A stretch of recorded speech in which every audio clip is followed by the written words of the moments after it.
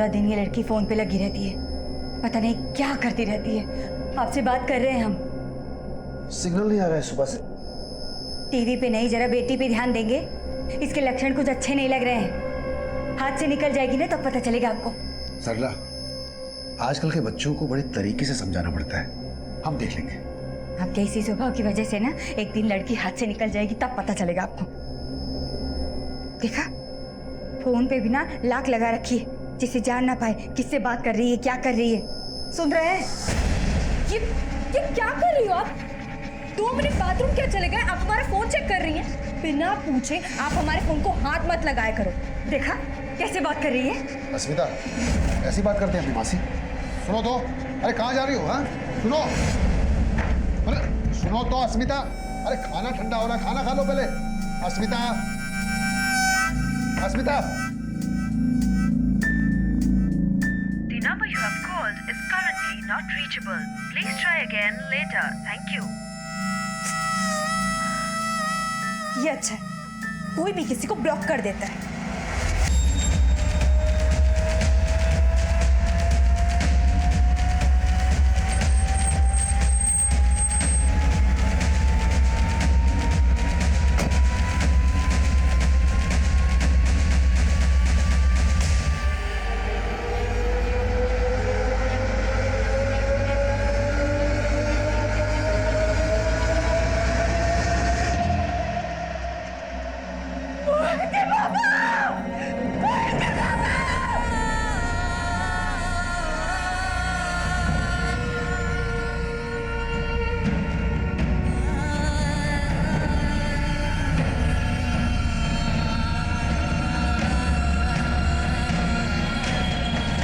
एक राहगीर ने कन्हैया जी की बॉडी को लखनऊ हाईवे के बाईपास रोड पे देखा और हमें इत्तला कर दी।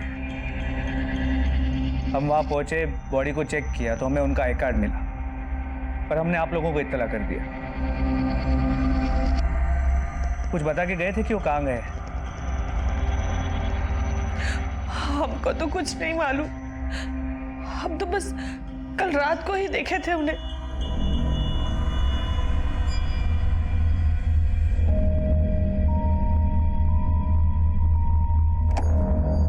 पापा चलो खाना खा लो। पापा मम्मी बुला रही, चलो खाना खा लो।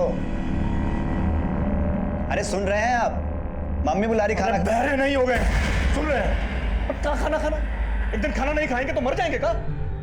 अरे पापा गुस्सा क्यों हो रहे हैं? मम्मी पगला गए हैं। सारा जिंदगी निकल गया, अब इस उम्र में अब क्या हमारी छाती पे खड़े रहोगे? निकलो, नहीं खाना हमको खाना।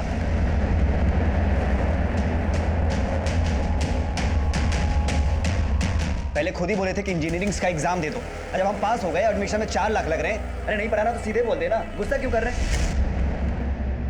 कोई और बात होगी, ठहरो हम बात करते हैं। अरे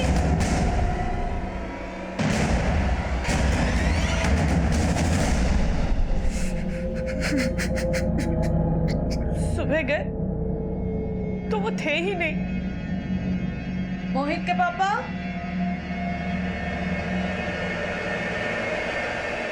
मोहित के पापा।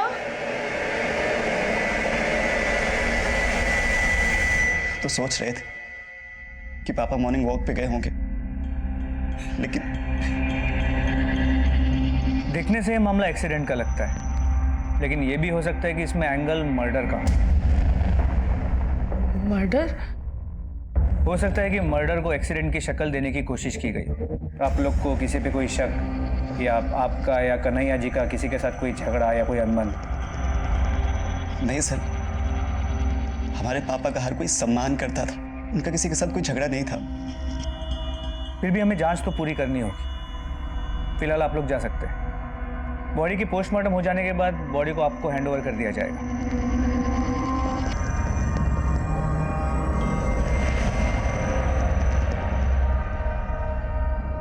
सर मैंने क्राइम सीन का एरिया भी चेक किया, वहां कहीं सीसीटीवी भी नहीं मिला।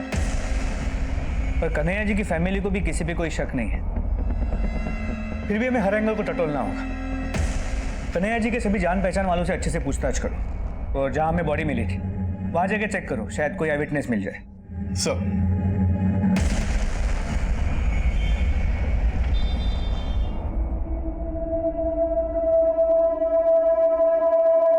अरे वाह, पहले तो कभी मिस कॉल भी नहीं दिया करती थी और आज इतने कॉल कर रही हो हमें और यहाँ मिलने के लिए भी बुला लिया। बात क्या है? बिजनेस चला सकते हैं। बिजनेस? इस फोन से कौन सा बिजनेस होगा? छोड़ो, आपको समझ में नहीं है। हमें सब समझ में आता है, कोई बिजनेस नहीं चल रहा है, लौंडाबाजी चल रही है ना बेशरम। इससे आगे तो आपकी सोच जाती ही नहीं है, इसलिए आपको जो सोचना है सोचो, पर अब हम नहीं रुकने वाले। बस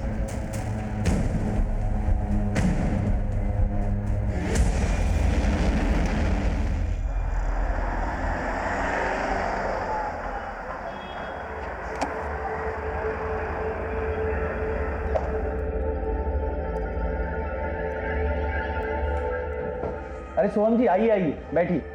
कैसे हेल्प कर सकता हूँ आपकी? मिस्टर गोखले, आप प्लीज तुरंत मेरा अकाउंट चेक कीजिए। I am not able to use net banking. Actually मैं मोबाइल, आप प्लीज चेक कीजिए। आपके अकाउंट से लगभग कल रात को 6 ट्रांजैक्शंस हुए हैं, ऑनलाइन ट्रांजैक्शन। 6 ट्रांजैक्शंस? जी, लगभग 1 करोड़ 60 लाख डिडक्ट हुए हैं आपके अकाउंट से। ये देखिए।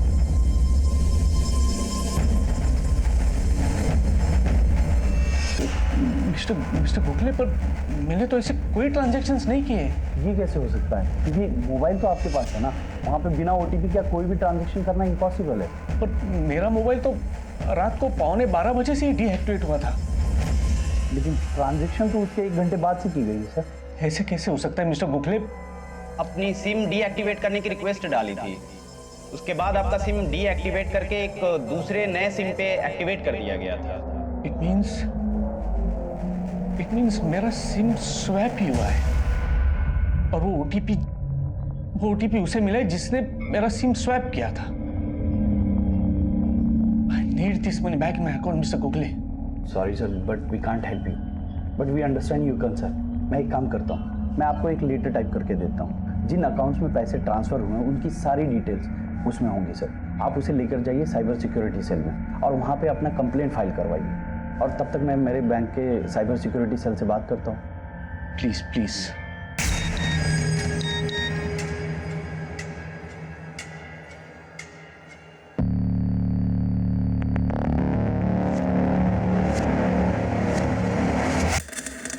गुड न्यूज़, समझ लो अब पैसे तुम्हारे अकाउंट में आ गए, बट मेरी फीस देना मत भूलना।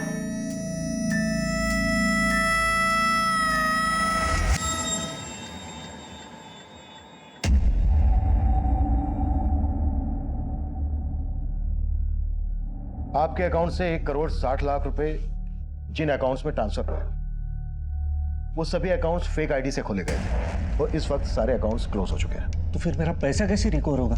इसके लिए हमें आपकी सारी एक्टिविटीज चेक करनी होगी। आपके मोबाइल कॉल्स, आपकी ऑनलाइन शॉपिंग, आपकी मोबाइल बैंकिंग, सब कुछ एग्जामिन करना होगा।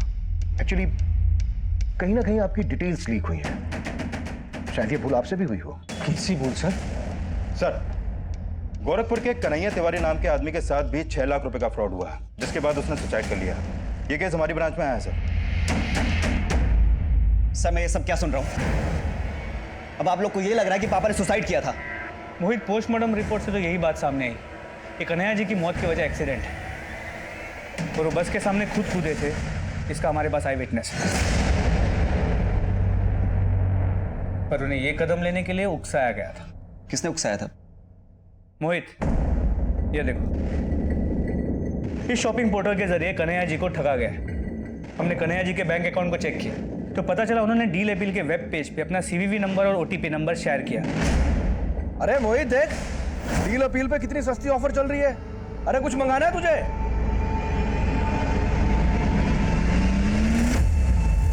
और उनके अकाउंट से 6 लाख रुपए ट्रांसफर किए। 6 लाख? हाँ, कन्हैया जी के अकाउंट में अब सिर्फ 1013 रुपए। लेकिन सर, ये डील अपील जैसे मोहित, दरअसल ये डील अपील की फेक वेब पेज है, क्योंकि डील अपील के ओरिजिनल वेब पेज पे यहाँ पे कोई टोल फ्री नंबर नहीं है। सर, हमने सोहम की पिछले महीने की डिजिटल एक्टिविटीज को चेक किया। सर, पिछले हफ्ते ही सोहम ने एक लिंक पर क्लिक किया था, ये देखिए सर ये लिंक एक मेल के थ्रू भेजा गया था जिसमें एक बिजनेस लोन का ऑफर था। सोहम को लगा कि ये लिंक बैंक ने भेजा है, इसलिए उसने इस लिंक पर क्लिक किया। सोहम, क्या कर रहे हो तुम? चलो, सोना नहीं है क्या? मोबाइल बैंकिंग की सारी डिटेल्स, यहाँ तक कि उसके फोन के सिम का 20 डिजिट का नंबर भी मिल गया। राइट सर, और इसी वजह से हैकर ने सोहम का सिम स्वैप किया। अब इस लिंक भेजने वाले को तो हम ट्रेस कर नहीं पाएंगे, क्योंकि इस तरह के ईमेल्स दुनिया की अलग अलग कंट्रीज के सर्वर से रूट करके भेजे जाते हैं। अब एक ही रास्ता है विकास, 1.6 करोड़ जिन जिन अकाउंट्स में ट्रांसफर हुआ है उन्होंने अकाउंट्स की डिटेल निकालो, शायद उससे हम स्कैमस्टर तक पहुंच जाए। एनुअल सेल्स रिपोर्ट के हिसाब से we have to work on the 2 points. Number 1, top line और स्ट्रॉन्ग बेस लाइन। तो we have to really, Amar, you just take care, I will be back in 5 minutes. हाँ hello यार, तूने वापस अपना शॉपिंग करना शुरू कर दिया? मैं बोर्ड रूम में और मैसेज पे मैसेज चले आ रही है मुझे। तुम मेरे कार्ड को किस तरह से इस्तेमाल करती हो, सोचती हो तुम इसके बारे में? मतलब पैसे मेरी खुशी से बढ़ के है? यार तुम्हारी खुशी के लिए मुझे रास्ते में नहीं आना है। क्यों? तुम क्या इतने गए गुजरे हो? तुमको कमाना भारी पड़ रहा है तो मुझे भी जॉब करने देते। मुझे ना ये ताने मत दिया करो। हाँ, तो मुझे भी रोक टोक पसंद नहीं है। मुझ पे फ्रस्ट्रेशन निकालने से बेटर है तुम अपने ऑफिस के काम में दिमाग लगाओ।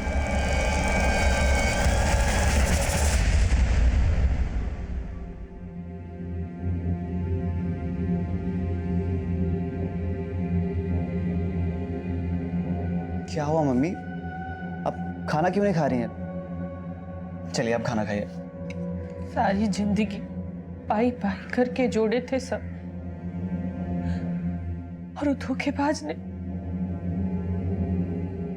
हमको भी समझ नहीं आ रहा है कि पापा हमको क्यों नहीं बताया कुछ। माना कि पैसा चला गया, पर हम भी तो थे। पर गलती तो हमारी भी थी कि उस दिन हम समझ नहीं पाए क्यों हम पे उस फोन वाले पे गुस्सा कर रहे थे। अरे पापा, गुस्सा क्यों हो रहा है? पगला गए, सारा जिंदगी निकल गया अभी इस उम्र में। हमें पापा की बहुत याद आ रही है। हमें समझ नहीं आ रहा कि वो ऐसा क्यों किए। मत रो, मत रो। वो हम सब से इसलिए मुंह मोड़ लिए कि तुझे इंजीनियर बनाने का जो सपना। नहीं माँ, हम उनका सपना कतई पूरा नहीं करेंगे। दिल दुखाए वो हमारा, लेकिन हम उनकी मौत का बदला जरूर लेंगे।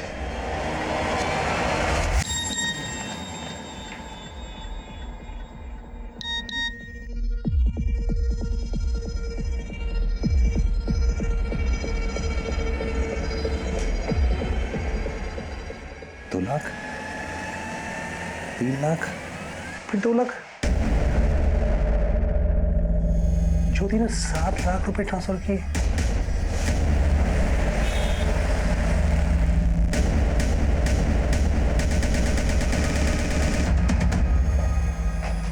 तो तुम्हारा फोन अगर स्विच ऑफ ही रहता है ना, तो तुम हैक क्यों नहीं देते तुमसे? फोन की बैटरी खत्म भी तो हो सकती है। अरे खत्म तो बहुत कुछ हो रहा है। मेरा बैंक बैलेंस खत्म हो गया। 7 लाख रुपए तुमने कहां पर ट्रांसफर किए आज? कौन से 7 लाख? मैंने कोई 7 लाख नहीं निकाले। और ये चिल्लाओ मत। मैं चिल्ला रहा हूँ? है ये तुम्हें मैसेज दिखाओ? ये देखो, ये देखो, 2 लाख रुपए तुमने ट्रांसफर किए, फिर तुमने 3 लाख रुपए ट्रांसफर किए। मैं गलत बोल रहा हूँ? बोलो। ये फिर 2 लाख रुपए तुमने ट्रांसफर किए। ये 7 लाख तुमने कहाँ ट्रांसफर किए आज? मैंने कहा ना, मैंने कोई 7 लाख नहीं निकाले।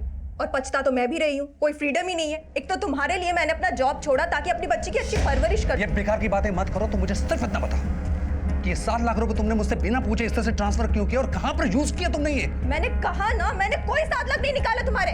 ठीक है, मैं जाके पुलिस FIR लॉन्च कर रहा हूँ। पुलिस वाले अपना पता लगा लेंगे कि किसने 7 लाख रुपए निकाले।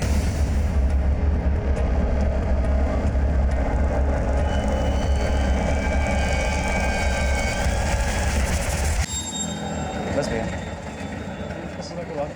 मुझे इस पे कितना हो गया? सारे करवा के इसको भी पूरा दे करवा देना। और जब रहे। एक मिनट सर, मुझे बड़े साहब से मिलना है। सर तो यहाँ पे नहीं है। और मोहित, हमने तुम्हें बताया था ना कि तुम्हारा केस अब सेंट्रल साइबर एजेंसी इन्वेस्टिगेट कर रही है। क्या इन्वेस्टिगेट कर रही है सर? हमारे पापा ने किसकी वजह से सुसाइड किया, कुछ पता चला? मोहित, इस बात का पता करना इतना आसान नहीं है, लेकिन इतना पता चला है कि तुम्हारे पापा ने जब उन्हें कॉल किया था तो 2-3 बार वो नंबर उड़ीसा के हिंडोना में एक्टिव था। हिंडोना? हाँ, इंडिया में ज्यादातर ऑनलाइन फ्रॉड वहीं से होते हैं। और हिंडोना कोई छोटा शहर नहीं है, लाखों की आबादी है वहाँ पे।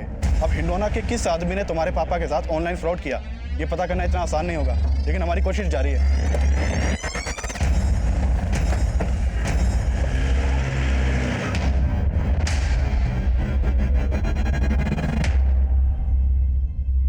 सर ये 7 लाख रुपए जो मेरे बैंक से चले गए हैं, इसका एक ओटीपी मेरे मोबाइल में आया था सर, लेकिन मैं बिजी था तो मैं उसको चेक नहीं कर पाया। बाद में एक और मैसेज आया सर, उसके बाद मेरा ध्यान गया कि ऐसे 3 मैसेजेस मेरे पास आए हैं जिसमें एक एक करके टोटल 7 लाख रुपए मेरे अकाउंट से ट्रांसफर हो गए सर मुझे ये ट्रांसफर नहीं करना था और मैंने ओटीपी किसी के साथ शेयर भी नहीं किया था, तो ये ट्रांजेक्शन कैसे हो गए सर? धीरज, ये 7 लाख रुपए 3 ट्रांजैक्शन में किसी नीतीश शर्मा के अकाउंट में ट्रांसफर हुए हैं। क्या आप इस अकाउंट होल्डर को जानते हैं? नहीं सर हो सकता है मेरी वाइफ जानती हो, या हो सकता है मेरी वाइफ ने नाम बदल के दूसरा अकाउंट खुलवा लिया हो। सर एक्चुअली क्या है कि मेरी वाइफ को पैसे उड़ाने की आदत है, हो सकता है पैसे धीरज, आप श्योर हैं कि इस फ्रॉड में आपकी वाइफ इन्वॉल्व हो सकती है?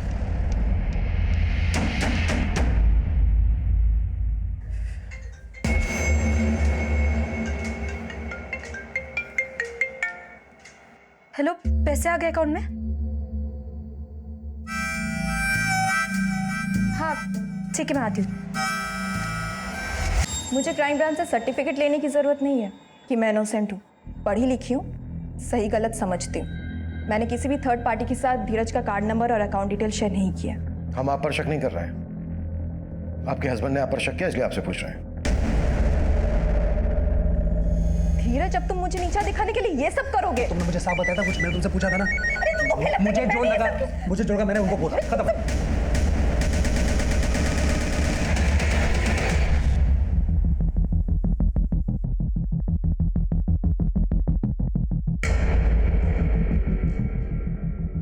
धीरज, आपको गलतफहमी हुई है। आपके अकाउंट से 7 लाख रुपए जिस अकाउंट में ट्रांसफर हुए हैं, वो अकाउंट एक्चुअली आपकी वाइफ ज्योति को बिलोंग ही नहीं करता है और इस वक्त वो अकाउंट क्लोज भी हो चुका है। अब हो गई तसल्ली? धीरज, हमें आपका मोबाइल चाहिए।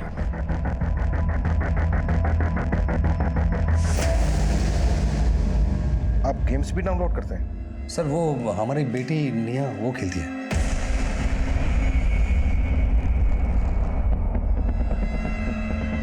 अच्छा एक बात बताओ अंकल को, आप गेम्स खेलते हो? Very good. अच्छा आपको सबसे ज्यादा कौन सा गेम पसंद है? मूनबू। Thank you. धीरज, आपका ये फोन कुछ समय हमारे पास रहेगा। विकास, इस फ्रॉड से पहले जितनी भी एप्लीकेशन धीरज के फोन में डाउनलोड हुई है सब चेक करो। आई फील कोई ना कोई ऐप इनकप्टेड जरूर होगा, तभी फ्रॉड करने वाले को ओटीपी नंबर मिला होगा। Okay sir. मम्मी हम उड़ीसा जा रहे हैं। उड़ीसा? क्यों?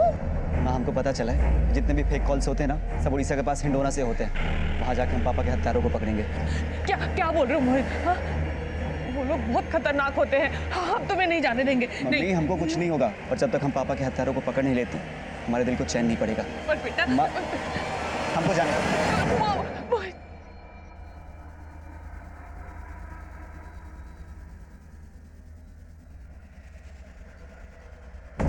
So I was correct. Thank you. निया ने जो गेम डाउनलोड किया था, उस गेम के ऐप ने धीरज के फोन को लिंक किया उस सर्वर से जहां से वायरस डाउनलोड हुआ था। फिर क्रिमिनल ने धीरज के फोन को बड़ी आसानी से हैक किया और अपने सिस्टम में एक्सेस कर लिया। और धीरज के फोन के मैसेजेस, कॉल्स, वीडियोस, ये सब वो फ्रॉडस्टर्स अपने सर्वर पे देख सकता था, यहाँ तक कि उसकी बैंक की डिटेल्स भी।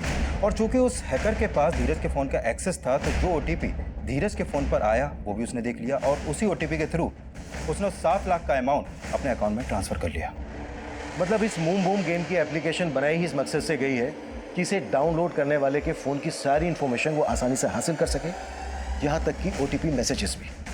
लेकिन सर, हैरानी की बात तो यह है कि ये प्ले स्टोर जहाँ से हम कोई भी गेम या एप्लीकेशन डाउनलोड कर सकते हैं, ये प्ले स्टोर किसी भी गेम या एप्लीकेशन को अपनी लिस्ट में तभी शामिल करता है जब उस गेम और एप्लीकेशन बनाने वाली कंपनी के पास उसका वैलिड लाइसेंस हो। लेकिन वो क्या फ्रॉड करने वाला है, क्या फ्रॉड करता है, ये उसके लाइसेंस पे तो लिखा होगा नहीं। I am very much sure उसके लाइसेंस की डिटेल्स भी फेक होंगी।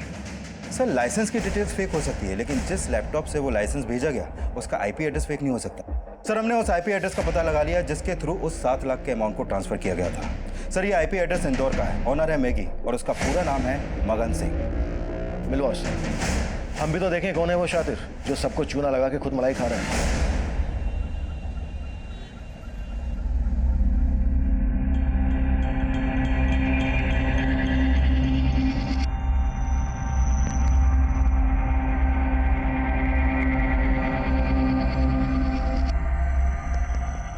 भैया एक चाय देना। जी ये लीजिए। अच्छा भैया, आपके इंडोली में ना नेटवर्क बहुत अच्छा है। ये सारे फ्रॉड यही से होते हैं ना? अब क्या बताएं भाई साहब, हमारा शहर ना इसी बात के लिए बदनाम है। मैं पॉपुलर ऐप्स के फेक वर्जन बना देता हूँ और जिस साइट से ये डाउनलोड किए जाते हैं उस साइट पे अपलोड कर देता हूँ और उसकी लिंक जो मुझे लोगों की डिटेल्स मेरे फ्रेंड एग्जीक्यूटिव देते हैं ना, उनको मैं मेल कर देता हूँ। आजकल मेल के लिंक पर बहुत कम लोग क्लिक कर देते हैं, तो इसीलिए कुछ टाइम से मैंने मैसेजेस के थ्रू लिंक भेजना शुरू कर दिया। तो जैसे ही वो तेरे लिंक पर क्लिक करके फेक एप्लीकेशन डाउनलोड करते हैं, तेरा शिकार हो जाते हैं। लेकिन तू ऐसा क्या करता है कि उन्हें फेक और ओरिजिनल ऐप में फर्क नजर नहीं आता? और सभी को इतनी अकल थोड़ी ना है कि उनको ये पता हो कि असली ऐप 15 या 20 MB से 1000 MB का स्पेस लेती है और वही मेरी फेक ऐप 2 या 4 MB से भी ज़्यादा नहीं होती। लोगों को लगता है उनका डेटा सेव हो रहा है, इसलिए वो मेरा फेक एप्लीकेशन डाउनलोड करते हैं। और जैसे ही वो तेरी फेक एप्लीकेशन डाउनलोड करते हैं, उनके debit card, credit card, mobile phone, net banking, ये सब डेटा तेरे पास आ जाता है। तो अपनी फेक एप्लीकेशन के जरिए उनके डिवाइस को एक्सेस करके उसकी सारी डिटेल ले लेता है। सिर्फ एप्लीकेशंस की लिंक ही नहीं सर, शॉपिंग डिस्काउंट के ऑफर्स और कुछ लोगों को लुभाने के लिए तो पॉर्न वीडियोस के भी लिंक काम कर जाते हैं। और जैसे ही वो इन सब चीज़ों के लिंक को क्लिक करते हैं, वायरस उनके डिवाइस को हैक कर लेता है और उनके डिवाइस की सारी डिटेल्स तेरे पास आ जाती है, राइट? ये भी तब तक नहीं होता सर जब तक वो लोग मोबाइल कंटेंट को मेरे ऐप के लिंक के साथ मर्ज करने के लिए अलाउ नहीं करते। आपने देखा होगा सर, ऐप डाउनलोड करते ही एक ऑप्शन पूछता है, allow access to your mobile content, messages, videos. बहुत सारे लोग तो इस मैसेज को देखते भी नहीं है, उनको ऐप डाउनलोड करना होता है, वो अलाउ पे क्लिक कर देते हैं, बस उनके मोबाइल डेटा का एक्सेस मुझे मिल जाता है। और इस तरह से OTP तेरे पास आ जाता है। स्वयं भंडारे का 1 करोड़ 60 लाख रुपए भी तूने इसी तरह से गायब किया ना? और डील अपील का फेक पोर्टल भी तूने बनाया ना? तुझे पता है तेरे फ्रॉड की वजह से कमिश्नर नाम के एक आदमी ने सुसाइड कर लिया? नहीं सर, डील अपील का कोई फेक पोर्टल मैंने नहीं बनाया। झूठ बोल रहा है? हाँ नहीं, हाँ पर सोहम भंडारे के 1.5 करोड़ मैंने ही गायब किए।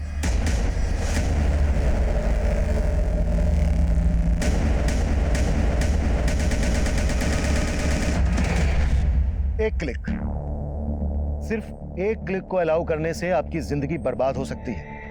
इसलिए किसी भी लिंक को अलाउ करने से पहले यह जान लेना बेहद जरूरी है कि कहीं वो लिंक फ्रॉस्टर्स के द्वारा बनाया गया तो नहीं है, जो आपके मोबाइल को हैक करके आपकी बैंकिंग कॉन्फिडेंशियल डिटेल्स जान सकता है। जब भी इस तरह के लिंक्स आपके फोन पर मेल या मैसेज के थ्रू आए, तो डायरेक्टली कभी भी उन्हें अपने फोन से ओपन ना करें, पहले किसी दूसरे डिवाइस से चेक करें, क्योंकि मैगी उर्फ मगन जैसे लोग कब आपको कंगाल कर दें, इसका एहसास होने से पहले आप अपना सब कुछ गंवा चुके होंगे। मैगी के बयान के आधार पर हमने उन बैंक एग्जीक्यूटिव्स को अरेस्ट कर लिया था जो उन्हें कस्टमर्स की डिटेल्स और ईमेल आईडी देते थे। धीरज और सोहन के केसेस हमने क्रैक कर लिए थे, लेकिन कन्हैया का केस हमें अब भी उलझा रहा था। डील अपील के फेक पोर्टल पर उन्हें चीट करने वाला अब भी हमारी पहुंच से दूर था, लेकिन अब जो हमारे सामने आने वाला था वो फिर से हमें हैरान कर देने वाला था। सब मोहित का फोन 3 दिन से नहीं लग रहा है, हमको बहुत फिक्र हो रहा है साहब। मोहित कहाँ गया? सर वो उड़ीसा के हिंडोना में कहीं गया है साहब। मोहित की कोई तस्वीर है आपके पास? हाँ सब लाए हैं। क्या दो, हिंडोना पुलिस को अभी के अभी अलर्ट कर दो और मोहित की तस्वीर वहां भेज दो। ये सब और सेंट्रल साइबर एजेंसी को भी इन्फॉर्म कर दो। ठीक है सर।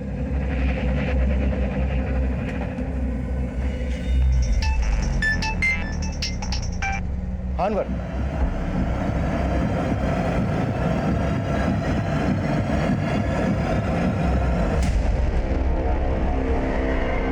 कहाँ गई थी? कब से फोन लगा रहे हैं, उठा नहीं रही है। ये क्या बदतमीजी है? अस्मिता, कपड़े बदल के बाहर आ, बात करनी है तुझसे।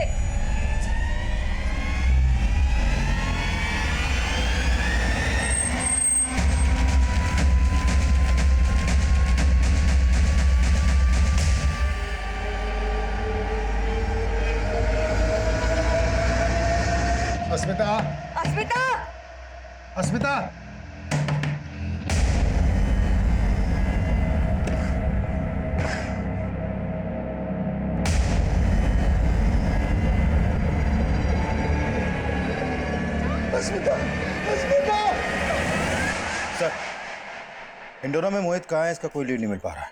एक बात मेरी समझ में नहीं आ रही है, मोहित को उस आदमी के बारे में कैसे पता चला जिसने कन्हैया के साथ फ्रॉड किया था? सर, इस तरह के ऑनलाइन फ्रॉड के कई केस हिंडोना में भी हुए हैं, इसलिए गोरखपुर पुलिस ने इसके बारे में मोहित को भी बताया था। अब हिंडोना के किस आदमी ने तुम्हारे पापा के साथ ऑनलाइन फ्रॉड किया, ये पता करना इतना आसान नहीं होगा। हो सकता है मोहित जोश जोश में वहां पर चला गया और उसने अपनी जान खतरे में डाल दी। लेकिन हेलो, जय हिंद सर, पीआई अनवर बोल रहा हूँ, गोरखपुर पुलिस स्टेशन। हाँ अनवर बोलो। सर, कन्हैया जी की तरह ही हमारे पास एक और सुसाइड का केस सामने आया और इस केस में विक्टिम एक लड़की है, अस्मिता। कन्हैया जी की तरह ही ये भी एक ऑनलाइन फ्रॉड का शिकार हुई है। कैसा फ्रॉड? जब हमने इसका मोबाइल चेक किया तो पता चला ये एक ऑनलाइन गेम खेल रही थी, केबीए। केबीए? जी सर, इसका फुल फॉर्म है कौन बनेगा अरबपति। लगता है कि एक नया ऑनलाइन फ्रॉड है जिसमें लोगों को भारी रकम जीतने की लालच देके ठगा जा रहा है। एक्चुअली अस्मिता अपने पिता का अकाउंट ऑपरेट करती थी क्योंकि उसके माता पिता उतने पढ़े लिखे नहीं, और उसी अकाउंट से उसने करीब 3 लाख रुपए गवा दिए क्योंकि उन फ्रॉडस्टर्स के पास उसके अकाउंट का एक्सेस आ गया। और हैरानी की बात यह है कि उसके मोबाइल से हमें उसके कुछ इंटीमेट फोटोज और वीडियोस मिले जो उसने एक चंदर नाम के आदमी को फॉरवर्ड किए थे, और फिलहाल ये चंदर भी गायब है। लेकिन अस्मिता के इंटीमेट फोटो का इस ऑनलाइन फ्रॉड से क्या वास्ता? कहीं ऐसा तो नहीं है कि चंदर के जरिए अस्मिता इस ऑनलाइन फ्रॉड का शिकार बनी हो? सर, फिलहाल कुछ कह नहीं सकते। ठीक है, इस केस की सारी डिटेल्स मुझे ईमेल कर दो। विकास, कौन बनेगा अरबपति नाम का एक और ऐप बना है जिसके थ्रू लोगों के साथ फ्रॉड किया जा रहा है। इस ऐप के बारे में सब कुछ पता करो। Okay sir.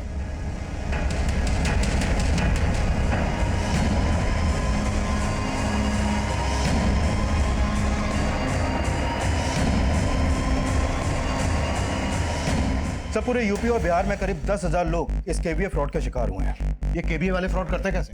सर, सबसे पहले ये लोगों को क्वेश्चंस आंसर्स के खेल से पैसा जीतने का लालच देते हैं, और जब लोग जीत जाते हैं तो उनको प्राइज मनी देने के लिए उनसे एडवांस टैक्स के नाम पर कुछ पैसा मांगते हैं। इनमें से कुछ लोग पैसा दे देते हैं और कुछ लोग नहीं देते हैं। और सर, जो लोग पैसा देते हैं वो इन केबीए वालों के टारगेट लिस्ट में आ जाते हैं जिनके साथ ये फ्रॉड कर सकें। और फिर केबीए वाले विनर्स को एक बड़ी रकम जीतने का लालच देते हैं। उनसे ये बोलते हैं कि अगर आपने गेम का दूसरा लेवल पार किया तो आप 50 लाख रुपए जीत जाएंगे, और फिर कैसे भी करके केबीए वाले गेम खेलने वालों को जितवा भी देते हैं। और यहाँ पर इनका दूसरा प्लान एक्टिव होता है।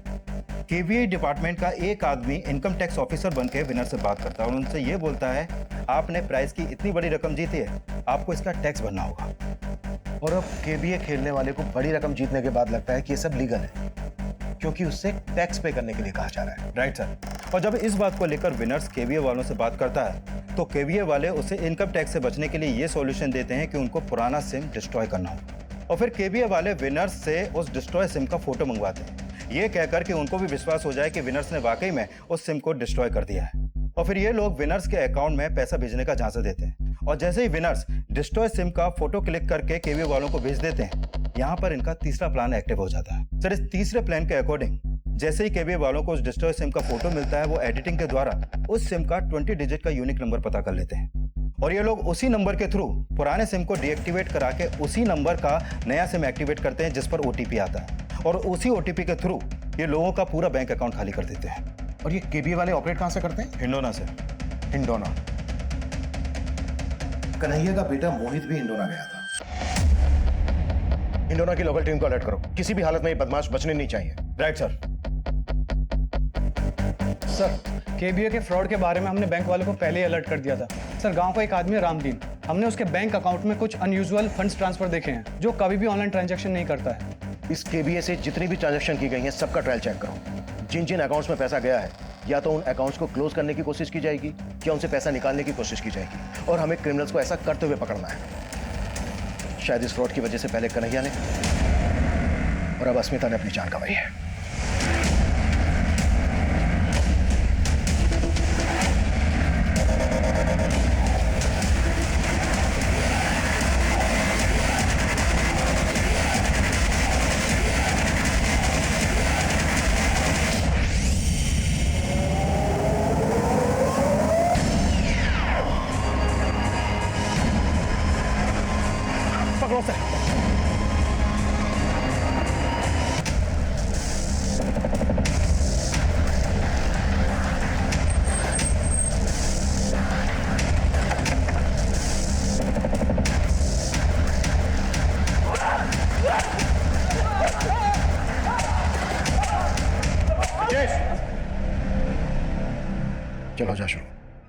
या मैं शुरू हूँ? हाँ?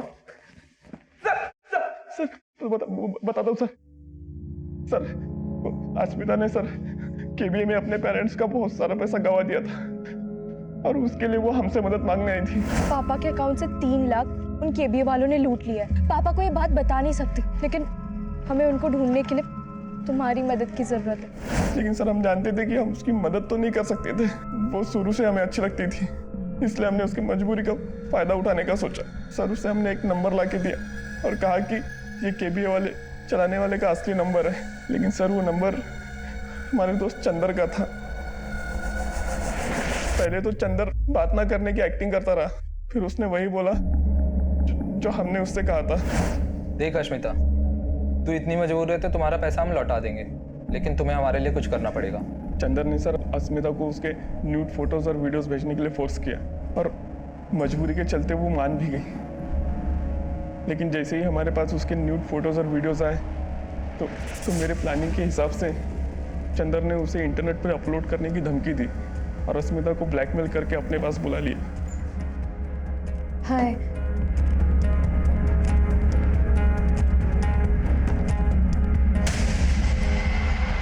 तुम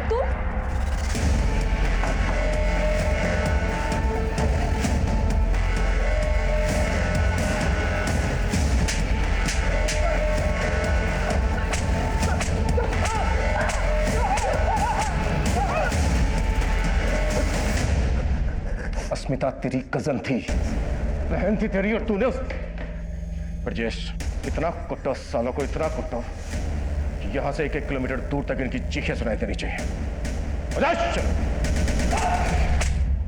अस्मिता ऑनलाइन फ्रॉड का शिकार जरूर हुई थी, पर अगर उसने अपनी परेशानी अपने पेरेंट्स के साथ शेयर की होती तो शायद अंजाम बदल सकता था।